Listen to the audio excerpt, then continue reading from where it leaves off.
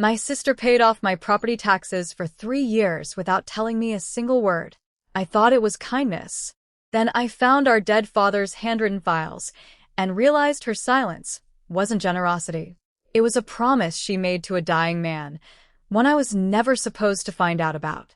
My name is Rachel Whitfield, and this is the story of how my sister kept my house standing for 3 years, and the real reason she did it. 5 years ago, my life fell apart in the space of about 4 months. My husband and I split. My job at the marketing firm downsized my entire department.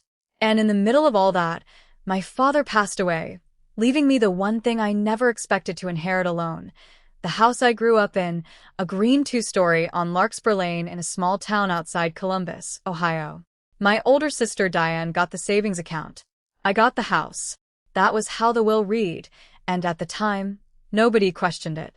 Diane had her own place across town, a tidy brick colonial with a husband and 2 kids. I had nothing left but a mortgage-free house and a mountain of unpaid property taxes that had built up while my father was sick. I remember standing in that kitchen the week after the funeral, staring at a stack of county notices and thinking, I am going to lose this too. I didn't. Not that year. Not the next year. Not the year after that. For 3 years, right before the tax deadline, the balance would just clear. No notice. No letter. No missed payment call. I told myself the county had made an error in my favor. I told myself a lot of things because it was easier than asking questions I was afraid to hear the answers to. Then this past spring, I finally landed on my feet. New job, better pay, and for the first time in years, actual breathing room. I decided it was time to stop pretending the tax bill paid itself and go down to the county treasurer's office and find out exactly what I owed, so I could finally take care of it myself. The woman behind the counter pulled up my account, squinted at the screen, and said, "Oh, you're all caught up. Paid in full, actually, same as last year and the year before that." I told her that couldn't be right. I hadn't sent a single payment in 3 years. She turned the monitor around so I could see it myself. Every single payment, made in cash, at this exact counter, by a woman named Diane Whitfield Cole, my sister. I sat in my car in that parking lot for almost 20 minutes before I could make myself drive home. Not because I was angry, because I couldn't understand it. Diane and I loved each other, but we weren't close, not the kind of close where you quietly hand someone thousands of dollars and never say a word. We hadn't had that kind of relationship since we were kids. So why would she do this? And why would she hide it from me? I drove straight to her house. Diane opened the door, already looking like she knew exactly why I was there. That should have been my first clue that something deeper was going on, but in the moment, all I felt was relief and gratitude and an overwhelming need to finally say thank you. "Why didn't you tell me?" I asked her, standing on her porch with my voice cracking. "Diane, I would have found a way to pay you back. I would have. I don't even know what I would have done. Why keep it a secret?" She didn't answer right away. She just stepped back and let me in, and made 2 cups of coffee neither of us touched, and finally said, "I wasn't ready for you to know yet. Not, I didn't want you to feel indebted. Not, I wanted to help without making it a big deal." She said yet, like there was a plan, and I had shown up in the middle of it uninvited. I asked her what that meant. She looked at me for a long moment, then said something that has stayed with me ever since. "Dad and I had an understanding about that house. I think it's time you saw his files." I didn't even know what files she meant. I thought I'd already gone through everything of our fathers that mattered. I was about to find out how wrong I was. Diane still had a key to our childhood home, something else I hadn't fully registered until that afternoon, when she used it to let us both in and walked straight to the hallway closet like she'd done it 100 times before. Behind the winter coats, on the top shelf, sat a battered brown shoebox I had genuinely never noticed. Diane pulled it down like she knew exactly where to find it, which told me this wasn't the first time she'd opened it. Inside were papers, old bank statements, a handwritten ledger in our father's careful engineering block print, and a folded letter dated almost 4 years before he passed, addressed simply, "For whoever handles this after me."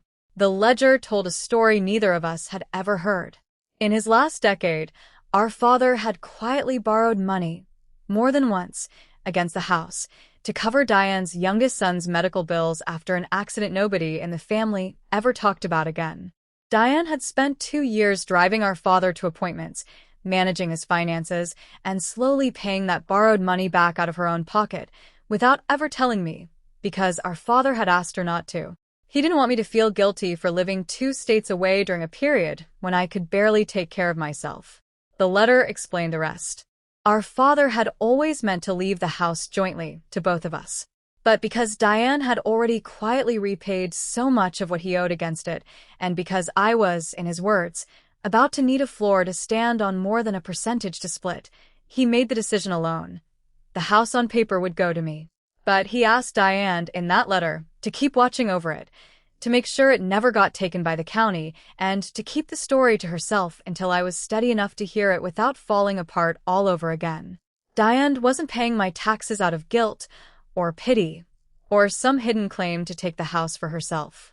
She was finishing a promise she'd made to a dying man, protecting a decision he never got the chance to explain to me himself. For a few days after that, I sat with a strange kind of grief, not for my father, but for the version of my sister I had built in my head for 30 years. The distant one. The one who got the better deal. The one I had quietly resented every time the holidays rolled around, and her family looked a little more put together than mine.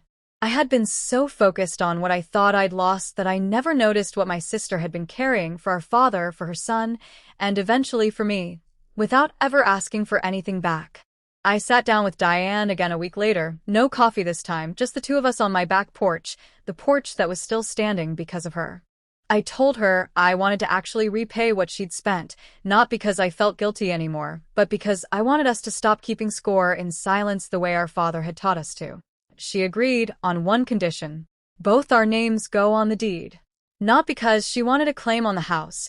She made that very clear. But because she said she was tired of being the sister who quietly disappears into the background of everyone else's story, including her own father's. We filed the paperwork together that fall. It's still my house. It's still where I live. But for the first time since I was a kid, it feels like it actually belongs to both of us, the way I think our father meant for it to all along. I used to think the scariest thing in the world was opening that mailbox and finding a notice from the county. I know now the scarier thing is going years without asking the people who love you the simplest question there is. Why are you really doing this for me?